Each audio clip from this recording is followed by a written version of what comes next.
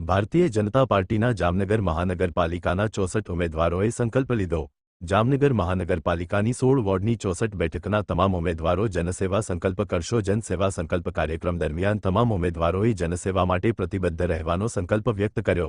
કાર્યક્રમમાં તમામ ઉમેદવારો પોતાના ટેકેદારો સાથે ઉપસ્થિત રહ્યા। ભાજપના નેતા પુરુષોત્તમ રૂપાલા, સાંસદ પૂનમ માડમ, રાજ્યમંત્રી રીવાબા જાડેજા, ધારાસભ્ય દિવ્યેશ અકબરી સહિત ભાજપના અગ્રણીઓ હાજર રહ્યા।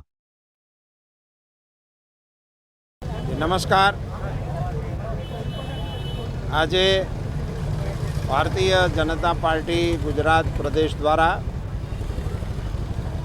महानगरों अंदर उम्मीदवारों जनसेवा संकल्पना कार्यक्रमों करशे एवी एक कार्यक्रमनी रूपरेखा आपवामां आवेल हती। एना भागरूपे भारतीय जनता पार्टी जामनगर महानगर द्वारा जनसेवा एज प्रभु सेवा एवा संकल्प लेवराववा माटेनो तमाम उम्मीदवारों माटेनो कार्यक्रम अहींया जाहेरनी अंदर योजवामां आव्यो हतो।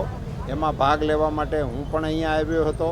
तमाम उम्मीदवारों अने शहेरना मुख्य आगेवानो, सांसदश्री, अमारा माननीय मंत्रीश्री, धारासभ्यश्री अने वरिष्ठ आगेवानोनी उपस्थितिमां आ कार्यक्रम संपन्न थयो छे। खास કરીને પરસોત્તમભાઈ જે ઉમેદવાર પસંદગી છે એમાં ક્યાંક ને ક્યાંક નારાજગી છે। શું ભાજપ જ ભાજપને હરાવવાનું કારણ બનશે એવું લાગી રહ્યું છે? નાની મોટી નારાજગી છે એ વાત સાથે હું સંમત છું, પણ એ લોકો ભાજપને હરાવવા માટે જ પ્રયાસ કરશે એ વાત સાથે હું સંમત નથી। એટલા માટે કે જ્યારે પાર્ટીનો વ્યાપ એટલો મોટો થયો હોય એને કારણે અને સામે પસંદગીની મર્યાદા નિશ્ચિત હોય છે। સમજો કે ગુજરાતની અંદર 182 ધારાસભ્ય તરીકે ઉમેદવારોને આપણે પસંદ કરવાના હોય તો ગુજરાતમાં ભારતીય જનતા પાર્ટીના માત્ર 182 જ કાર્યકર્તા એવા ના હોય કે જે ધારાસભ્યના પદ માટે લાયક હોય। અને એનો બીજો અર્થ એવો પણ ના કરી શકાય કે જેમને નથી પસંદ કર્યા એ ધારાસભ્ય માટેની લાયકાત નથી ધરાવતા, પણ એ કોન્સ્ટિટ્યુશનલ મર્યાદા છે। એના મર્યાદામાં જ આપણે પસંદ કરવું પડે। એટલે દર પસંદગી વખતે આ એક સ્વાભાવિક ભારતીય જનતા પાર્ટી હોય કે કોઈ પણ પાર્ટી હોય એની અંદર આવા મુદ્દા ઉપસ્થિત થતા હોય છે।